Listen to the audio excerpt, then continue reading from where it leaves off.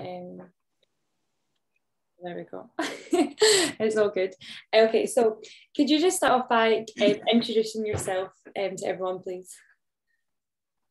Okay, hi, I'm Margaret Gibson, and up until December 2020, I was the Deputy Chief Executive of the EY Foundation, and I decided to take a bit of early retirement and do a couple of new things in January 21.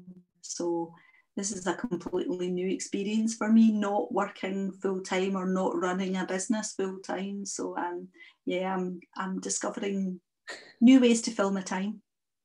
That's nice. I was going to say, so why did you decide to kind of leave what you were doing? What kind of took you to that decision? So a couple of things. I was travelling an awful lot, so I was in London most weeks, or Birmingham or Manchester, and it's very exciting at the start of your career when you get to do business travel, and then it very quickly becomes quite tiring. And I suddenly found myself, I was in London, but I was sitting in a hotel room on my own a couple of nights a week, and it just, I just got a bit bored with it, I think, as well. But also, I think with the pandemic, it gave a lot of people perhaps who were a bit further on in their careers an opportunity to think about, well, it certainly did for me, just to think about what do I want the rest of my life to be like, and also how do we give opportunities to young people that need to get into the workforce, and that's not helped if there's a log jam at the other end of it. So I do think when you've got to a point in your career, there's a responsibility to also think about how you put the hand down to pull up people coming behind you. And there's only so much you need to live, so people on bigger salaries, do you really need to work for another 2 years, or could you be stepping away and doing something else that would be stretching and enjoyable, but actually you may be leaving a career path for other people coming behind you. So I feel quite passionately about that. Yeah, no, I think that makes sense. I think there is like an element of when you feel like you've received quite a lot from something, you almost feel like it's important to kind of give back in whatever kind of way that is.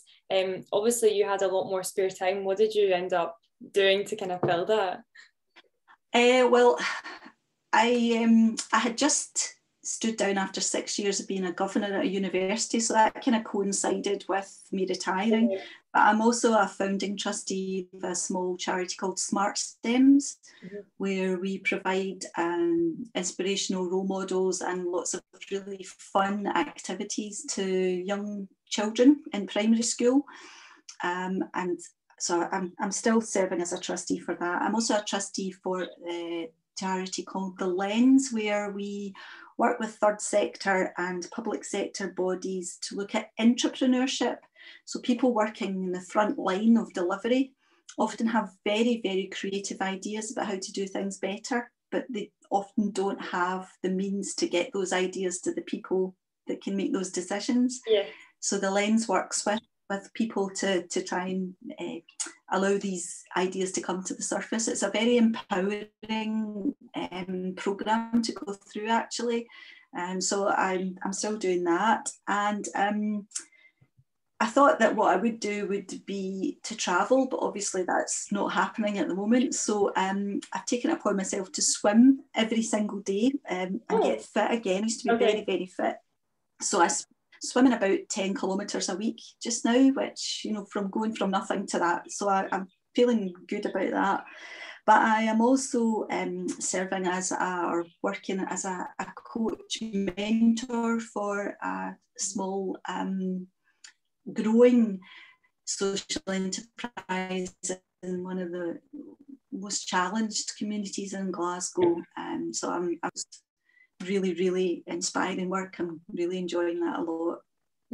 So wait, so what was the last thing you said? You're working, is it a charity in Glasgow that's been built up, or is it like just a... It's a social enterprise. They work with women and young girls who are living in poverty or overcoming obstacles in their lives, maybe through domestic violence or addiction issues. and really looking at how we build self-esteem, confidence, and also money management. Like a massive thing, yeah. It's such important work they're doing. It's really, really enjoyable. But I had actually worked with them about 6 years ago, just as they were getting started. So it's actually really nice to see have come on. Yeah, exactly, because you've like seen it from what it was at the beginning and then now what people have been able to do. So just kind of touching on a little bit about kind of women and that kind of thing, do you think that what it's like, would you say is the biggest challenges that women face within business or just generally getting involved within work? I think there are different challenges at different age ranges. I'd say for a working parent, a working mother in particular, the biggest challenge is care. Because you could be building your business or your career or trying to gain qualifications, and it doesn't matter how equitable the partnership you may or may not be in with your other half. Caring responsibilities and unpaid work still falls to the woman. Whether we like it or not, that's the reality, And I have a very committed relationship with my husband, 30 years married, but I look back and think I bore the heaviest weight of childcare. I mean, I wouldn't have known, he probably wouldn't have known where the dentist was or when they needed a haircut. It's those kind of things that women pick up that perhaps men don't. I think there's still issues around women being told to be more confident and more assertive, and you just think, well, actually, maybe society's the one that needs to change. It's always put on the women to do something. Maybe if we just behaved a better way, if we were more equitable in terms of our opportunities that we are giving to people, or treating people with dignity and compassion. These are the kind of things I think I'd like to see more of, and I think it would definitely impact the role of women in society in a much wider way. No, I think so as well. I quite like when you were touching on there about women almost kind of being told that we need to change to be assertive or be more confident, like be this kind of person that almost isn't who a lot of women are. And when kind of I'm doing this pageant in the moment for Miss Universe Great Britain, that's one thing they really stand for is femininity. So just being kind of almost embracing those feminine qualities, which can be kindness, which can be being patient, all these kind of things. And I think a lot of the time there is in business there's quite a big stem away from that, and if you're not assertive, if you're not confident, then it's kind of almost being these qualities kind of have to be shifted in for exchange of being kind, which I don't think is necessarily I don't think it's a good thing, because I think there's a lot of good things that you can get from having these nice qualities. So I quite like when you touched on that kind of aspect of things. Do you I think it was Oscar, I think it was Oscar Wilde that said, be yourself, everyone else is taken. And that's a real truism. The challenge you have is when you're younger and you're trying to find who you are. As and you are looking around and you're thinking, I don't like that behaviour, or I like that behaviour, and you start to model yourself on these things. But I think it's important to try and remain true to what drives you, what your passions are. And I think what COVID, I hope, has done for a lot of people is to recognise the softer skills are probably the most valuable skills that you can have. For a lot of my time in the first few months of COVID lockdown, I spent basically supporting people who were really, really frightened and and very isolated, living and sleeping and working in one bedroom in a tiny flat in London, and if you didn't have those skills of compassion and kindness and just empathy and understanding, I think we would have been in a very, very difficult and different place this time last year. No, I think so as well. And I think the teams that work best, the teams that I've worked with over my career, they're made up of lots of different people with lots of different passions and strengths and weaknesses. And I think there's nothing wrong with being weak in something. And I don't really go along with it. If you're weak in that, you should go off and do lots more training in it. And do you know what? Sometimes if you're weak in a subject, it's because you're really, really bad at it. I'm bad at it. You know, and you can get better at things if you keep practicing. But, you know, do you really want to do spreadsheets? If you hate doing spreadsheets, but the guy in the other side of the office absolutely adores spreadsheets, but he's not allowed to do them because you're getting trained how to do more of them. So, you know, it's just like... Yeah, I know, I agree.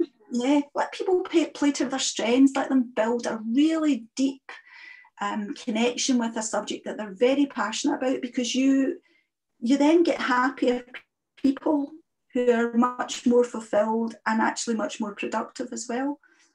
No, I actually completely agree. I think it's like, if you find your niche of what you're good at, then just kind of going forward with that. I mean, like, even like on the wards, when we're on the wards, there's people that are good at speaking to patients, like really good, you know, if they have to break bad news. And I sometimes think that, you know, sometimes people try and get other people to get better at it, but actually sometimes that person just is really good at doing that particular skill. And, you know, it's obviously better for the patient if they feel comfortable when, you know, something like that is being told to them. So, you know, I 100% agree with that. Yeah. But just sometimes, not saying that if you, you know, don't have something, like if you have something to work on, that you can't work on that. But I think, yeah, there definitely is kind of a good thing with just like focusing on one thing. In terms of kind of what kind of the attitudes towards women in business, can you describe, has there been a shift in the last, you know, 10 years, 20 years, anything like that at all? Definitely. I mean, I suppose where I would notice it is maybe about 20 years ago, if I went to an award ceremony, for example, for Entrepreneur of the Year, or, you know, Best Business Awards or whatever, you would probably see quite a lot of men-only tables, or with one woman at the table. And certainly nobody under the age of 30 in terms of female attendance. You might see some younger men, but very rarely anybody under the age of 30. And just before lockdown, attending a couple of these sort of black tie events, I had to look around and I thought, actually, there's been quite a shift. And it was really nice to see lots of young people in particular there, and lots of mixed tables. It was actually more... it stood out a bit like a sore thumb to have a men-only table. It seemed really old-fashioned. And that kind of made me enjoy the events even more. You were like, actually, like this. Yeah, I felt like maybe we've made a bit of progress there. You know, and the men in my life, I think they would much rather go to an event that had a real mixture of people around the table, rather than lots of men who just want to talk whatever they talk. You know, I mean, I have been at dinners where on either side of me I've had two men that I don't really know, and one of them just talks to me all about his golf, and the other one talks about all the rugby matches he's been at. And I think I've spoken to both of you for probably, you know, half an hour each, and I've asked you loads of questions, and you've not asked me anything about my life. Nothing. You know, and I've always been blessed to have really interesting jobs, and I've got lots of great stories and anecdotes, but you need to ask me about them. You know, I'm not here to interview you, I'm actually here as a guest as well. So, you know, there's a bit of a role to be played about shifting the dial for these sorts of things as well. In terms of other changes, you know, there's been a lot of reports about, you know, women on boards, and, you know, the gender pay gap. And, you know, my mum was a shop steward for years, and you know, did a lot of union work and stuff like that, and really fought for things like fair pay. But we're not there yet. No. Even though there was the Fair Pay Act, you know, like 40 odd years ago, I've got a postcard on my fridge, which is something like, pay your daughter less pocket money. It means that she's used to it by the time she gets into the workplace. And, you know, you think that's appalling. You know, that is an appalling statistic, that we're still, you know, people are still getting paid less to do the same job because your sex is different.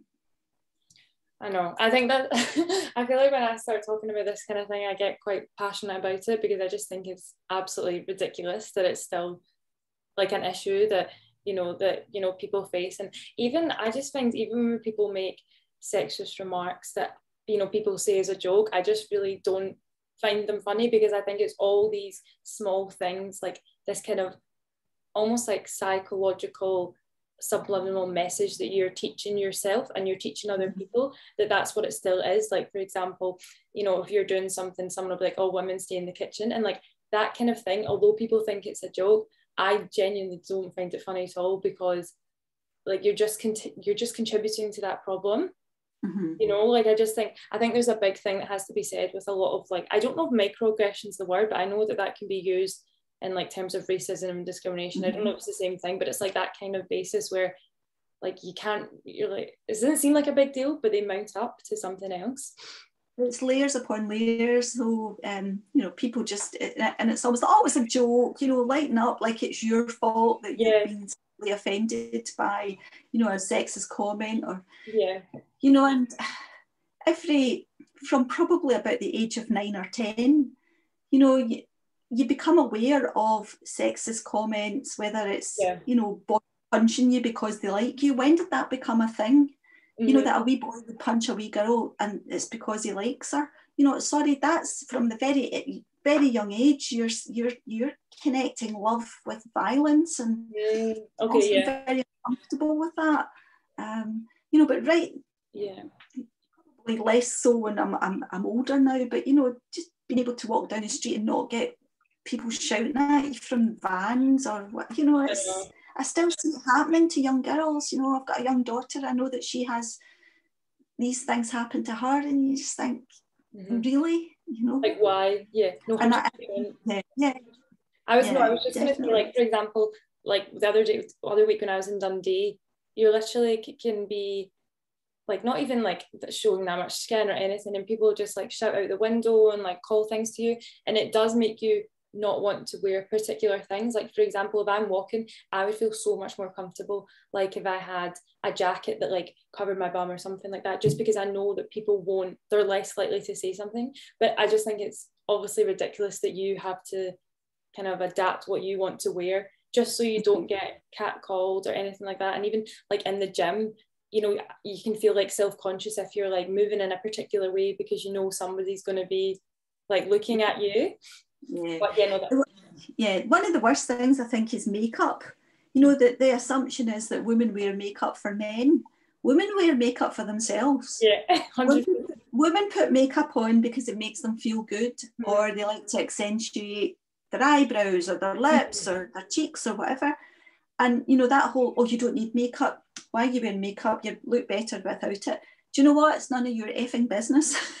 You know, I'm wearing makeup because I enjoy it. You know, and I follow a couple of young women on Twitter, and you know, the abuse they get, and you know, the sexist comments they get, you know, if they've got makeup on, and then you just think, really, you know. And that whole thing about you put makeup on for other people, no, you blink and don't, you put it on for you.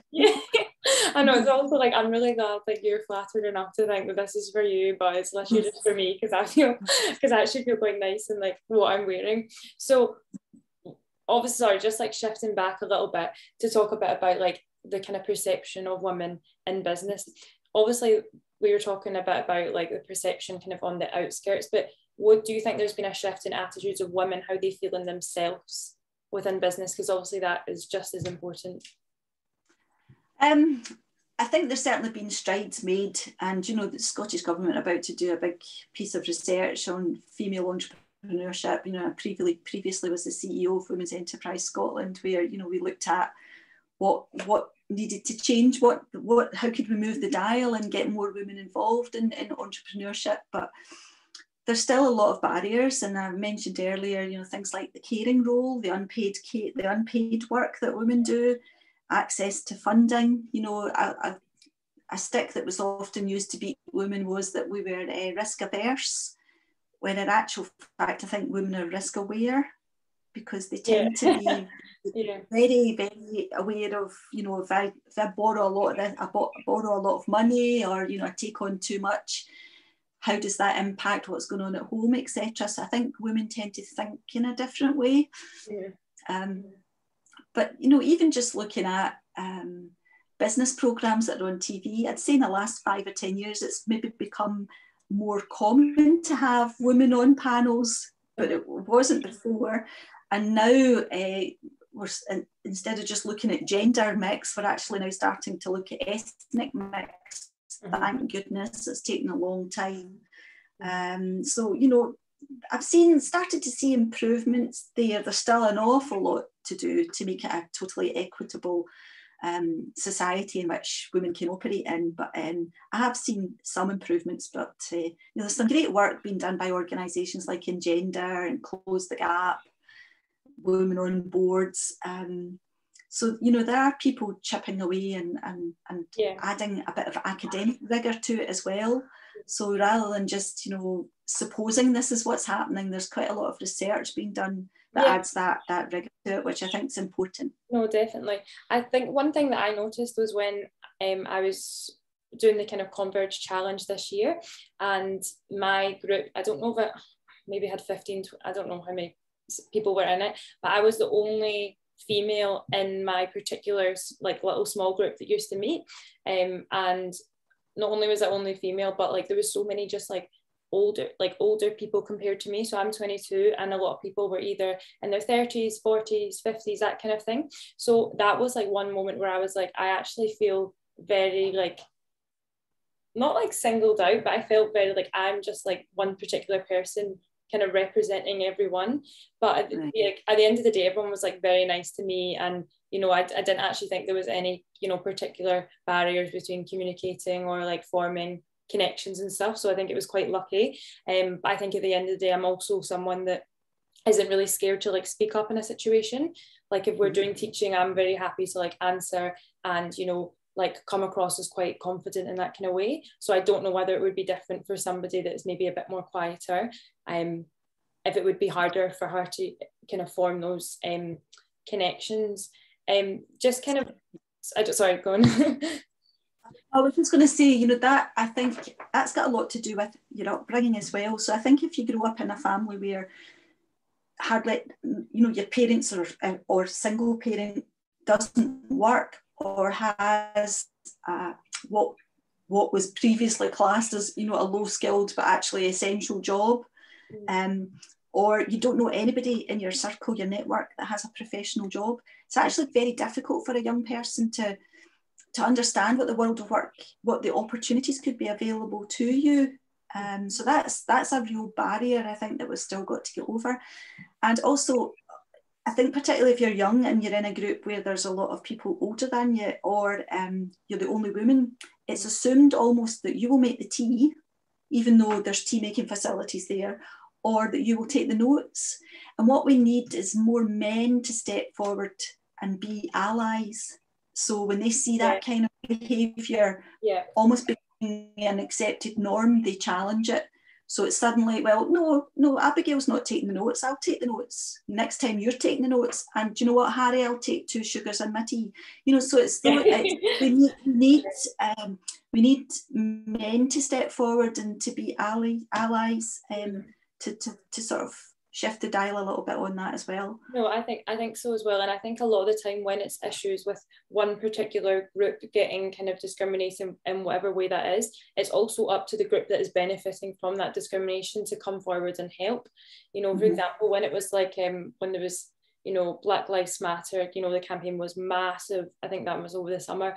It was definitely, you know, people that are white, it was definitely their responsibility to really be an ally and advocate and, you know, speak up for any microaggressions. So I think this is the same thing, you know, like it kind of frustrates me when men are like, oh, well, you know, like sexism, you know, it doesn't really exist in the UK. It's, you know, we've like passed that, we've got the gender wage gap. And I'm just like, you're just so unaware because you probably don't experience it and you haven't had the kind of emotional intelligence to actually speak to a woman and be like, is this something that you experience? Like, for example, just one thing that I think is just like describes like the kind of, I don't know, naivety perfectly is my friend. She works in like a restaurant at night and she drives there every night.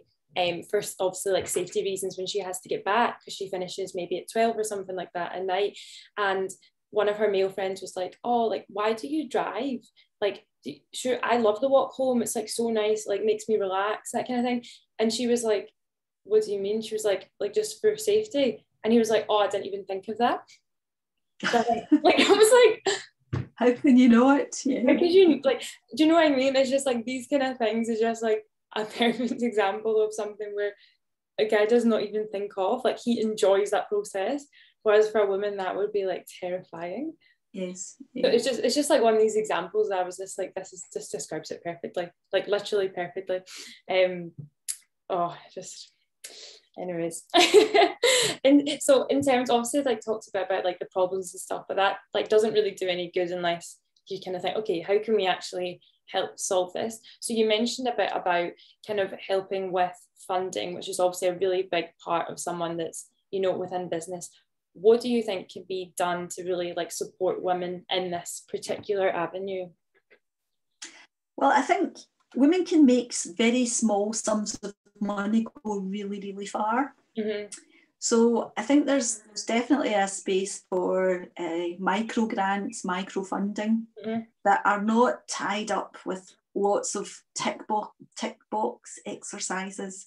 You know, sometimes it's okay just to give somebody £250, £500 to get a vital piece of equipment, or to attend a training programme, or to pay for some travel costs to do something, or to buy raw materials.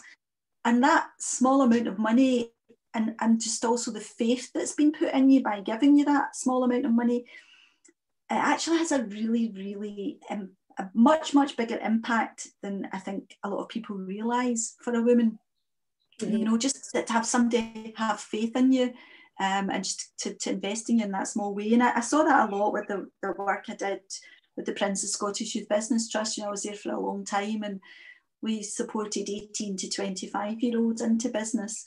And we had grants as small as £250 right up to funding of up to £30,000. So, you know, there's a whole a menu of different types of funding that suited the young people at different points in their growth with their businesses. And I think that's still equally as important. I think the work that's been done in the universities and the colleges by people like Bridge to Business and Converse Challenge, these are really important to get students involved in that. Similarly, the work we're doing with Smart STEMs and introducing young people at a very early age to what the world of work can look like. These are all really important things as well. I know you may be going to speak to a couple of people involved in like Scottish Edge, you know, and I think I'm the longest serving assessor there. I've done every round except the pilot. And, you know, I've seen the change of the types of businesses coming forward and more women getting involved in applications. So that's really heartening.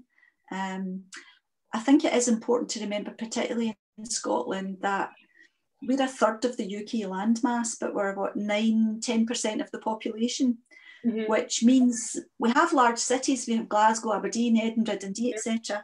But huge swathes of Scotland are rural. And for a lot of people in rural areas, the only way to earn money is to be self-employed. And often you've got 3 or 4 different businesses on the go because it's very much linked to the calendar. So you may have a small freehold where you grow fruit and vegetables, and that sees you through part of the season. You might do some B&B for some of the tourist season as well. And I think there's, you know, we probably need to put more value on businesses that turn over £50,000-60,000, but they're doing it year in, year out, year out. A real longevity to these businesses, and it's keeping people in rural communities where, you know, if the school roll falls below a certain level, they close the school. Whereas if you've got, you know, 10 different families all running small businesses, they're never going to be massive big businesses, but they're contributing to a community, and that's a really important part of entrepreneurship to me. I think rural entrepreneurship is really important. I think one of the best organisations I've ever come across who focus on that is based in Perthshire, called GrowBiz.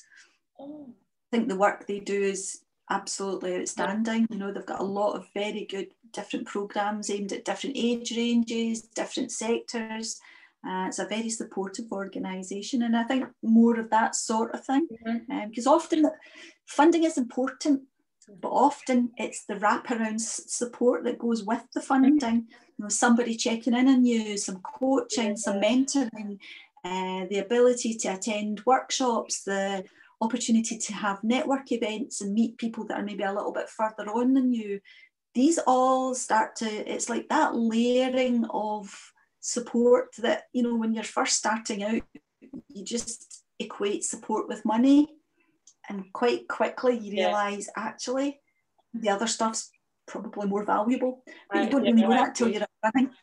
Yeah. No, I agree. It was like, for example, we were doing Accelerator, and you obviously know Kat well, and just having her to like ask a question, and if she didn't know, then she would be able to, you know, connect us with someone else. And I think that I didn't realize how important connections were before that, because I think I've always been someone that's been like, I can just do it myself, like I don't need someone else, like I don't want to have to rely on someone else, when actually there's so much benefit from asking somebody else that knows more than you, knows more people, and like can just save you so much time as well. And it's just that, it's that diversity of thought as well, because I think particularly when you are setting up something or you're running, you're so focused in it 24/7, you're just thinking about it all the time, even when you're dreaming about it. And you know, you think you've come up with a solution, and sometimes just talking that solution over, and somebody asks you those difficult questions. Sometimes you can see people getting angry because you've asked them a question that they might not completely know the answer to, or they haven't thought it, and they get a bit defensive. And actually that's where reflection time comes in.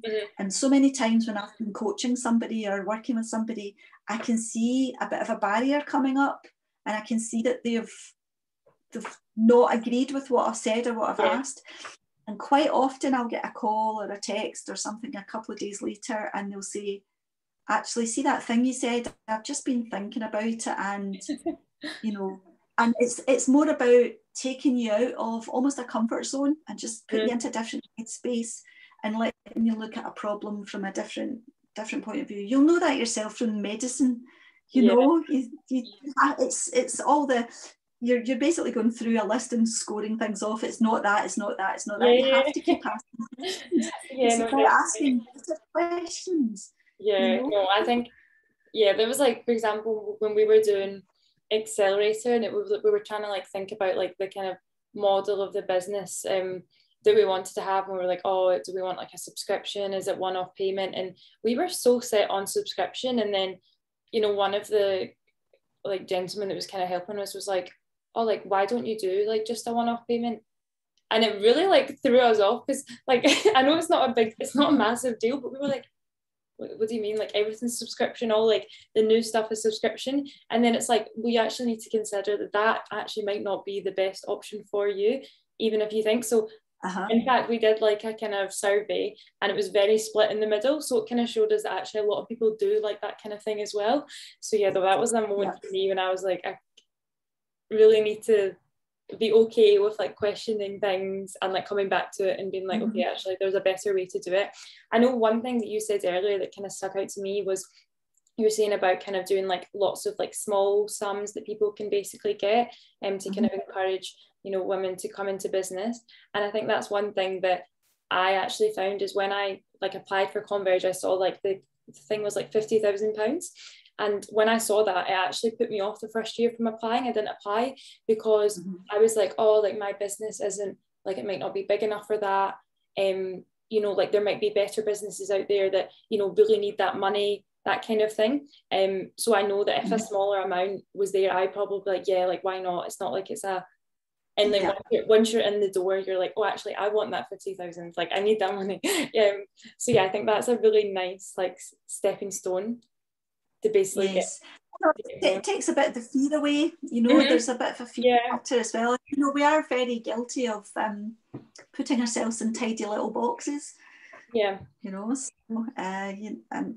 so I think that flexibility around funding models is really important. No, definitely. I was going to say, if, like, for example, say I wanted to start a business, this can be, you know, whether that's for women or men or whatever, do you have, like, what kind of support exists out there? There's just so much. I mean, you could probably watch hours and hours of YouTube videos for a start, and how to prepare for a business plan, how to carry out market research. So, you know, YouTube is such a fantastic resource in many ways. There's also just so many support agencies around in Scotland. I mean, I think we're very lucky in Scotland. You know, I've done quite a bit of work down south, and there's probably less of a business support system down south than there is in Scotland. You know, some of it is linked to where you are based, where you're going to base your business, what age you are, what sector you're in, what sector you're hoping to be in. So there's, you know, there's Business Gateway, there's Elevator, there's Young Enterprise Scotland who run the Bridge to Business programme, there's Converse Challenge. What I would say is just if you know people who are already in business, and particularly if they've maybe only been in business for a few years, they will know the best sort of advisors to go to, because whether we like it or not, it's a bit like going to get a haircut. You only know you've had a bad haircut when you see it, when it's finished, right? And I think it's the same with any sort of professional services. You can go and you could have very poor business advice, but you don't actually know you've had poor business advice until you've maybe talking to somebody else and they're saying, oh no, I got this and they gave me this advice and I've been here. And, you know, so it's really important, that networking piece, to talk to people and to join LinkedIn groups and, you know, look at people on Twitter that you like, and then look at who they're following and why do you think they're following them. And so there's actually really good ways of gathering information about support agencies, and it's, you know, cost free. And just don't be afraid to ask people. See if there's somebody that you really admire in business, write them a letter. You know, how unusual would it be to get a letter these days? I know. Because we are doing everything electronically, whether that's Teams or Zoom or emails or text messages or instant messages. Can you imagine if somebody wrote you a letter and they said, I really admire what you've done in business, and I wonder if you'd be willing to have a 10-minute conversation with me? Definitely I bet they would answer. Because it would be so unusual to get a letter, you know. So think about how you communicate and how you want to make an impact to get to the person you want to speak to. I mean, that's, you know, that would certainly work. Yeah, no, I can imagine if I got a letter from someone, I'd be like, this is really nice. Like, I'll definitely be replying. So do you think that every kind of individual should get a coach within business or some kind of mentor? I think the businesses that I've worked with over the last 35 years, you know, and it's really nice when I see some of them advertising on TV, or I hear, you know, that they're employing another 10 people or whatever. That's a really nice feeling. But I know that when they started out, that wraparound support I talked about, whether it's support to take somebody to a networking dinner, or, you know, introduce them to somebody at an event, or come and hear a guest speaker. You know, those role model guest speakers are so inspiring and motivating. And I think if you can find somebody that you really click with, who's a bit further on in terms of business experience, or who has got a very wide business network that could be beneficial to you. I think it's important that if you are being mentored, you own the relationship, the mentor doesn't. So it's up to you to, you know, ask for meetings or whatever. You should not expect the mentor to do that. So you're the person that should drive the relationship. And to be very honest with people, you know, there's we used to say there's if you were allocated a mentor and you didn't really click, it's okay to say it's a no-fault divorce. So, you know, we just don't click, we don't get on, so don't waste your time, and, you know, I'll try and find another mentor. I think that, well, it can sometimes take 2 or 3 meetings, I think, before you find out whether you do click with somebody. You know, and it doesn't always mean that you get on. You know, you can actually have quite combative relationships with a mentor and a mentee, and that can sometimes be useful, because you might be in a wee comfort zone where everybody's telling you everything you're doing is great. And so if somebody might maybe just be poking you a little bit and asking you those awkward questions, and it might not be very comfortable, But actually that's the role of the relationship, is to move you on, and for the mentee to suck from the mentor some of the information that they may well need, you know. Oh, that makes sense. So kind of tips would be, maybe if you find someone that you click with, really kind of, and it doesn't need to be someone that you necessarily like, or you like what they're saying to you, just someone that you get good information. Don't be afraid to swap if you don't definitely with them. Yeah. And also, you know, at the startup phase, the mentor you may well have in the startup phase probably wouldn't suit 5-6 years down into your trading. You know, you'd be looking for somebody with a very different skills and also a very different network, I would imagine, as well. There's a lot of informal networking. I mean, a lot of informal mentoring goes on around you, you know, particularly if you're part of a networking group, you know, that you're maybe meeting up once a month to maybe listen to a guest speaker or whatever. And those informal, you know, water cooler chats, we used to call them, you know, you stand and have a drink with somebody and you chat about what you're up to. You can actually get a lot of very good advice and support from those kind of conversations. So they're quite informal, and, you know, the other individual might not even be aware that they're actually mentoring or coaching you. But some of the information that they're sharing with you can actually be incredibly helpful. Yeah, I think as well, when you're saying about networking, I think a lot of time people, or not people, as in I, thought that, you know, networking was a very kind of like formal thing where, you know, you go to an event, you chat, but a lot of the time it can just be, like you said, like getting water, getting a drink, when you're very like kind of natural networking, which I think is when like a lot of kind of good relationships happen, because it's quite, it's not forced at all, and you're able just to kind of naturally make that connection. Obviously it's harder with being online, because obviously it's not the same, but I definitely know, like through Converge, I met a couple of people that actually, you know, still kind of keep in touch with now, just kind of see what each other's doing, kind of help out, which is actually really nice. Which I was quite surprised at, because I didn't think that would happen from being online, which was really nice. One thing I have to say just before we finish is, obviously you were the first woman in Scotland to receive the Queen's Award for Enterprise Promotion, which obviously I don't think we can have this without talking about that. So can you just tell me a little bit about what that is, and just how you managed to get involved? It was a complete shock to me, to be honest with you. I mean, I remember my mum working for a whiskey bond, and they won a Queen's Award for export. And, you know, all the employees got prizes, got little gifts to commemorate this. So it's seen in trade bodies as something that's, you know, you can put on all your marketing materials and everything.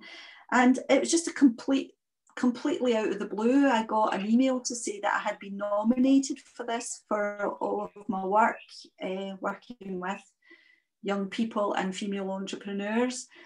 And it just so happened that it'd been awarded before in Scotland but it was always men. So I was the first woman to have it awarded to me. So it still makes me really sad, I have to say, that there are still firsts for women. You know, that we still celebrate women being the thing. And it, you know, that was what, 2015, something like that. So it wasn't that long ago. Oh my God. So the sad thing was I was due to go and have the award presented by Her Majesty, and I had already booked a holiday. So the family, we went on holiday. So I missed out a trip. But what was really lovely was the Lord Provost in Glasgow put on a civic reception for my family and my friends, so people could come celebrate it. And then the Lord Provost presented me with my beautiful crystal vase. So it's very nice. That's really nice. That's actually really nice. So what did that kind of award mean to you? Obviously it was a bittersweet, as in you were happy you got it, but at the same time you sounded like you're a bit disappointed with the fact that you were the first, considering what that was only 6 years ago. Yeah. Yeah, I think it's you know, what are awards, you know, who decides who gets what and why. For me it was I think it was nice to recognise that my life's work in many ways. You know, I'd spent either being self-employed, setting up businesses myself, or working with organisations and charities that supported young people or women to get into business. So I'm very, very passionate. I come from a long line of sole traders, and you know, there's lots of electricians, and a lot of my dad's family worked in ironworks in Fossil Park, so they created like a lot of gates and things like that were sent all over the world. So that's sort of in my blood, that you know, to be able to create your own work and make your own living and, you know, contribute to your own society.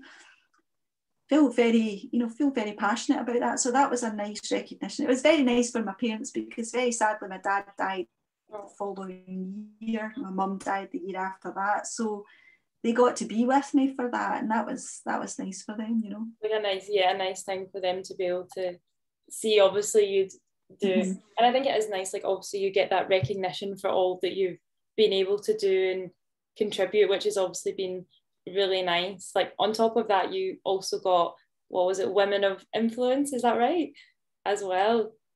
Is that correct? Yeah, Women of Influence Award, yeah. So again, that was a big surprise to me, and it was again very bittersweet, because my mum died in the December, and so the award ceremony took place in the following March. So I was still very fragile. But for my guests, I took my sister with me, and I was saying to her, so there were 4 people up for the award, and you know, it was people like very, very, very senior people, and also a very well-known comedian as well. And I said to my sister, look, I'm not going to win this, but what we'll do is we'll just have a really nice lunch, and you know, we'll go around and we'll meet lots of people. And we did. We had a lovely time. So when it came to announce it and they announced my name, my sister looked over and punched me in the arm. She was like, "You said you wouldn't win." So that was quite amusing, and that was really nice, because you know, it was kind of tied in with, our mum was a really strong character. Mm-hmm. She came from real poverty. Mm-hmm. We grew up in relative poverty. My parents both had jobs, but they weren't well-paying jobs. But you know, we were very, very rich in the fact that we were surrounded by love. Mm-hmm. And there's a big difference in poverty. If you're living in poverty and you don't have love, but if you're in poverty and there's a stability around you, it's a huge, huge difference, believe you me. So you know, that whole woman of influence, my mum was a woman of influence to me in my life, and my approach to giving back and making sure that you're part of a society. I feel very strongly about that. I also feel very strongly about equity of opportunity, and we still don't have it, you know. Mm-hmm. Can you imagine where you have a family and your biggest fear is that your kid bursts their school shoes because you have no extra money to be able to buy a new pair? You know, that's still a reality for a lot of families in the UK. And, you know, I still get incredibly emotional and angry about that. So it's how we continue to improve the lives of people who struggle to get out of that poverty cycle. No, definitely. I think that like problem in itself is there's just so many factors that can, you know, contribute to that. I think one big thing is education as well. Like, I think it's a massive thing, and I think when a child, for example, has a good education, they're just set up so much more, you know, than somebody else that doesn't. But I think, as you said, there's just so many different things, whether that is funding or location or, you know, just family values that you've, you know, been taught. I think there's just so many different things. But I think I don't know what really to say about it, just because I feel like for me that it's not something that I've experienced. So I almost feel like I don't really have a right to talk about it or say, you know, what we have to do to solve this, because I'm not really in that position to say.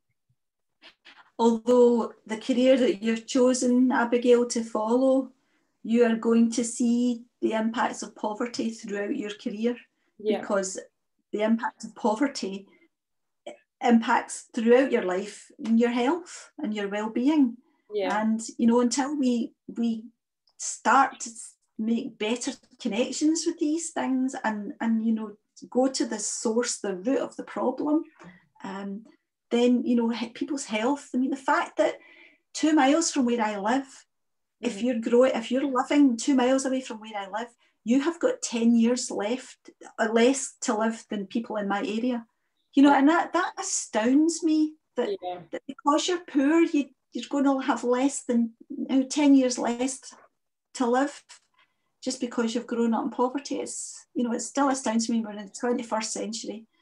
So. I know there's definitely a big postcode lottery with, you know, where you live. Just it determines everything. Like even like, you know, you sometimes see like pictures online or whatever, or even in Glasgow, like across like the Clyde, you know, on one side, you know, there's like significantly increased life, you know, expectancy, or whether that's how much money you earn, the kind of house that you'll have, the crime rates, like, you know, like all these different things. So yeah, no, I definitely agree with you. There's a lot to kind of be done with there, but I suppose it is just kind of small incremental changes, hopefully, that will be able to build up and kind of hopefully make some sort of change. I hope so. Just to finish on a kind of more positive kind of note, if you had asked this to like everyone that I basically speak to, if you had kind of one message to give to girls and women, what would you say to them? I would say find things that make you happy and try and do more of them. And that could be in the world of work or in your personal life, you know. So if you don't keep sacrificing your free time for other people, because your life goes past really, really fast. And you know what, see, if you want to learn to play the harp, find, you can't afford the lessons, back to your friend YouTube, you will be able to find somebody on YouTube that would show you the basics of how to play the harp. You know, that's just a daft example maybe, but do you know, be kind to yourself and love yourself, because once you love yourself and you accept who you are for what you are, you actually can then start to give more and love other people. But until you get that right, I think that's your stumbling block. But, you know, love yourself, warts and all. I know what my faults are, you know, and they're my faults, you know, and I've just got to live with them. But, you know, I also know what I'm good at, and I try and do more of what I'm good at. And that's worked for me. So I like that. My top tips. That's actually really nice. I like that. A lot of people like sometimes say like, oh, like go for something if you want to, whereas yours was like quite, I feel like it's quite important to just do what you like. So yeah, I actually really rate that. It's really nice. I'll just finish recording if I know how to. 2 seconds.